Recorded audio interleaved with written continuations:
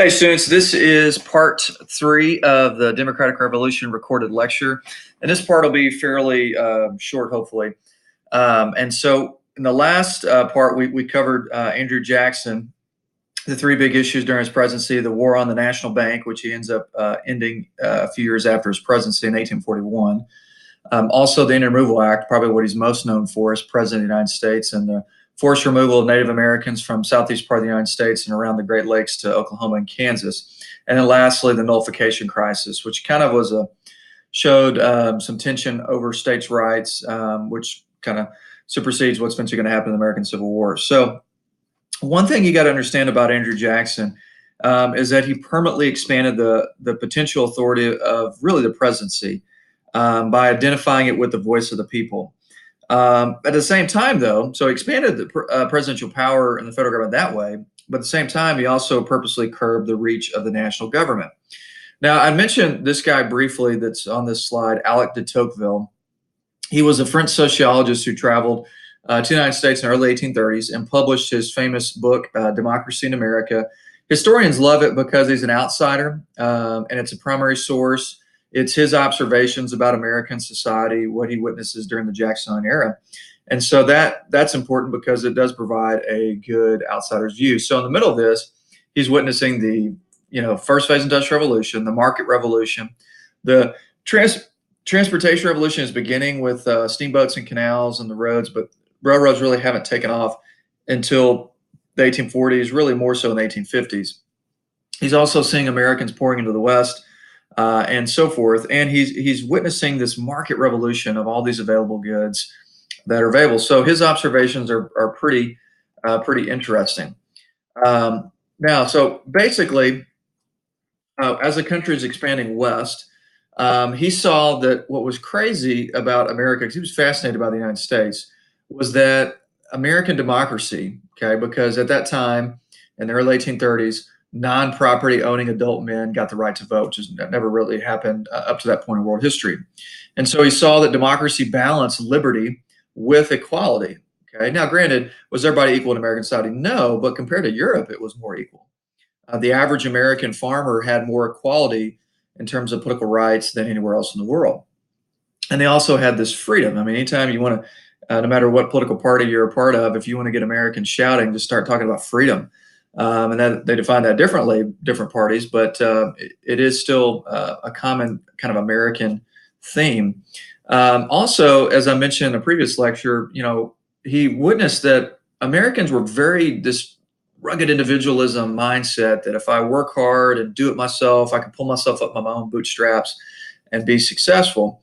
But yet they really took care of each other in communities. And I witnessed that with the primary source evidence I researched for my master's thesis, looking at a strong sense of community. So if somebody lost their spouse, they didn't starve. The community came together and brought them food. And they took care of one another when they were in need or ill or whatnot. So even though they were very rural and separated, they had a really strong sense of community with these house raisings and barn raisings and corn huskings and sewing parties and so forth. And so that's what de Tocqueville is talking about when he sees this individualism yet balanced with community. He listed 5 values that he saw that made the United States successful as a constitutional republic. 1 is that you have liberty, okay? 2 is that he saw egalitarianism, okay?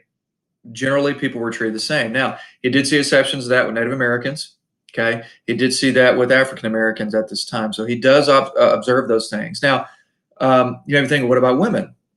Well, in Europe, where he come from, women didn't have the right to vote. So in his mind, he was talking about men. Now, obviously, that was the context of the day and age that de Tocqueville was living in. If this would have been fast forward to the 1930s, it would have looked completely different. Also individualism, this independence.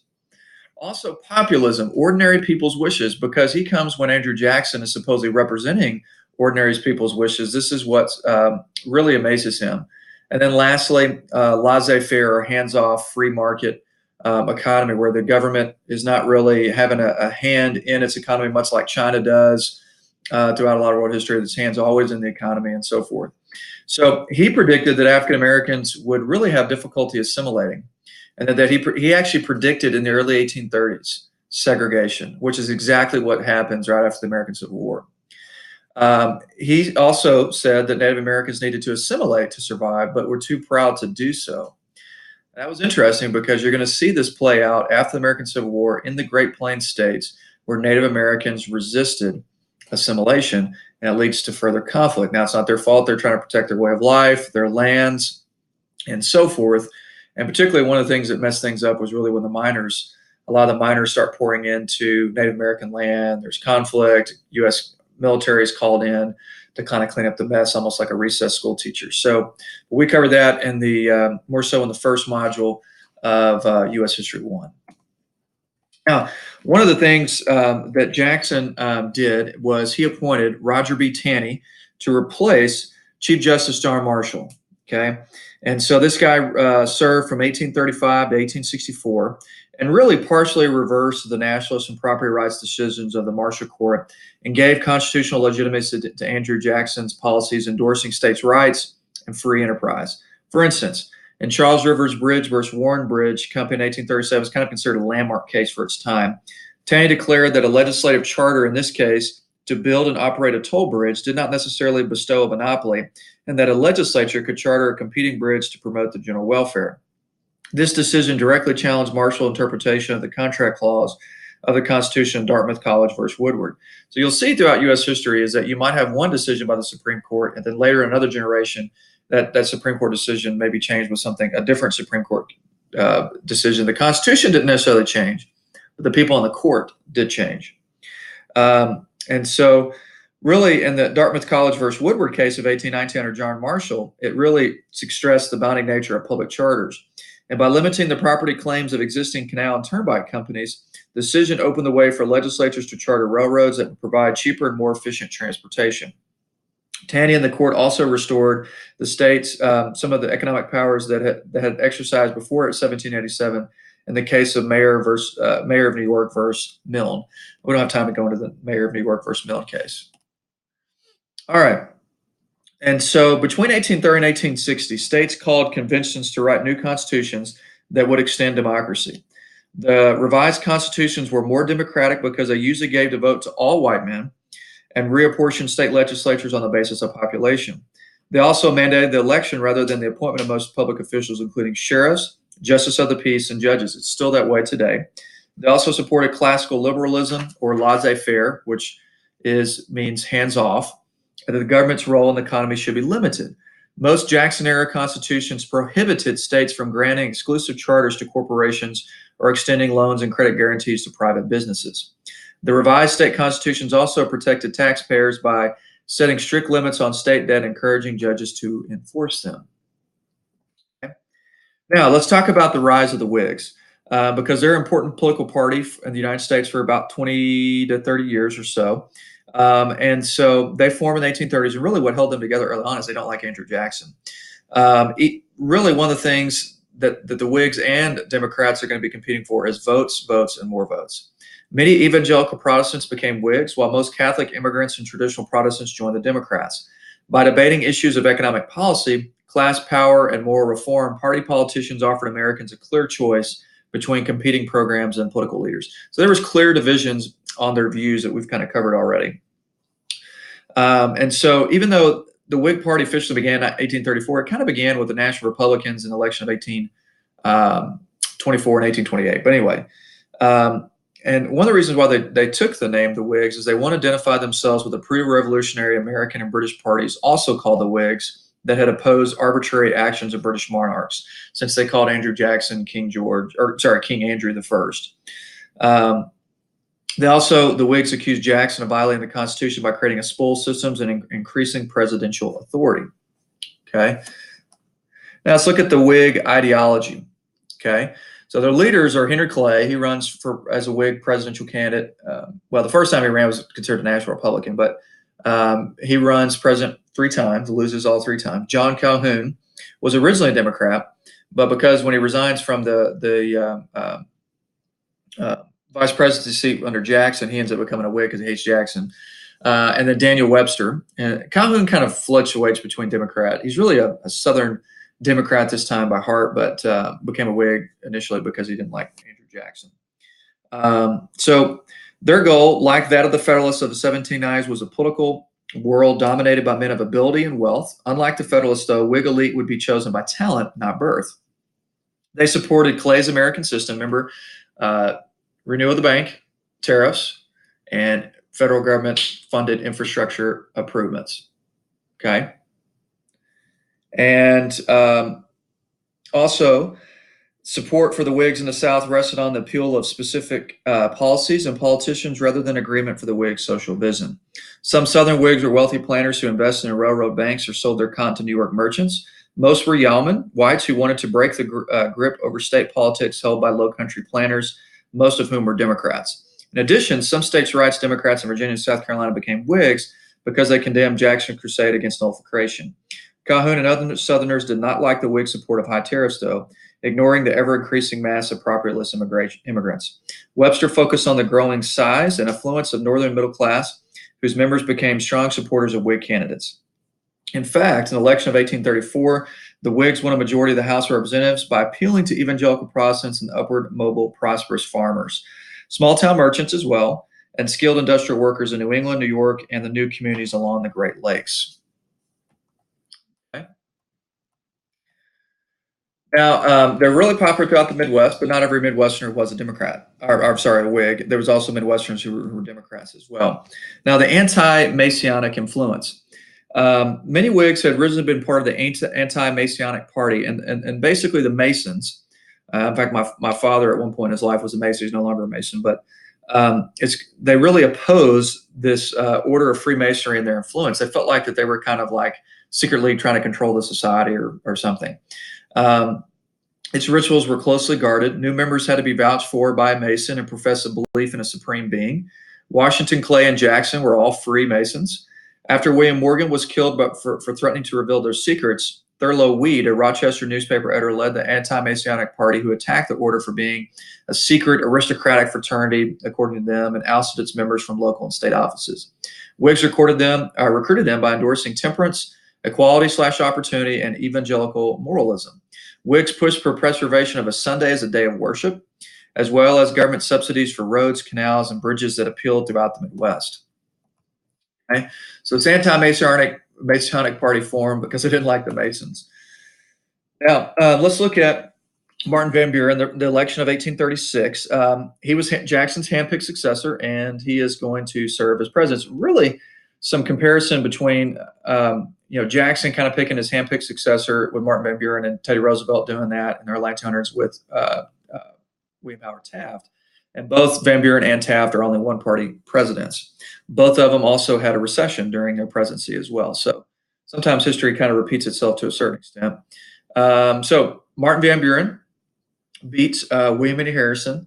And there was a couple of different candidates who ran as a Whig, which was foolish because it divided their votes. If they would have combined them all, they would have had it would have been close, but it had a greater shot at defeating Van Buren.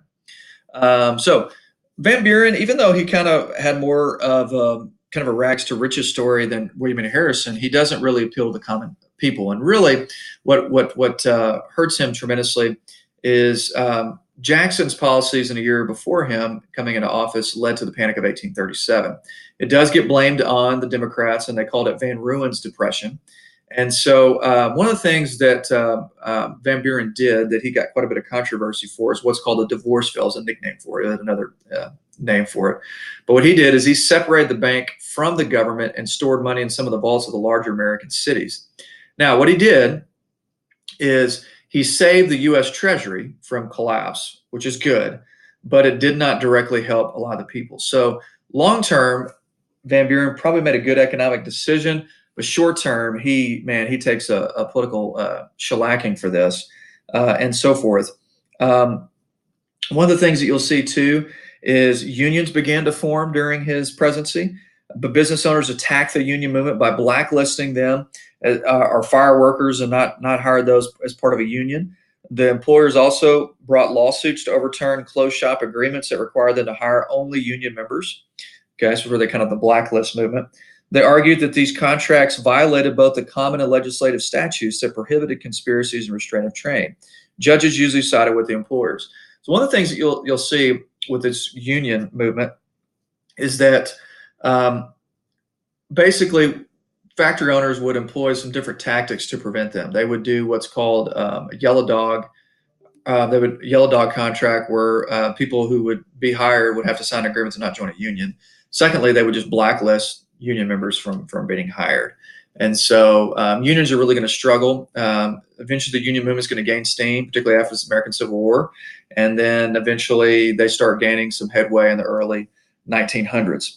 Now, the Panic of 1837 began when the Bank of England, hoping to boost the faltering British economy, sharply curtailed the flow of money and credit to the U.S. So basically, we had a money shortage. Over the previous decade and a half, British manufacturers and investors had extended credit to Southern planters to expand cotton production and had purchased millions of dollars of the canal bonds issued by northern states. Basically, we ran out of British money, and it led to a recession. The price of raw cotton plummeted and severely hurt Southern planters. The drain of gold and silver to Britain and falling cotton prices set off a financial panic. When worried, depositors quickly withdrew more than $2 million in gold and silver coins from the New York banks after the Dry Dock Bank in New York City collapsed. All banks across the U.S. stopped trading specie and curtailed credit. So if you wanted to borrow money, forget about it. These measures turned a financial panic into an economic crisis because many businesses had to curtail production, which means if you curtail production, you had to lay off workers, and it gets worse. A second, longer-lasting downturn began in 1839, and to revive the economy after the Panic of 1837, state governments increased their investments in canals and other transportation ventures so they could hire more workers. As they issued more and more bonds to finance these ventures, bond prices fell sharply in Europe, sparking a 4-year-long international financial crisis. So the Panic of 1837 was bad.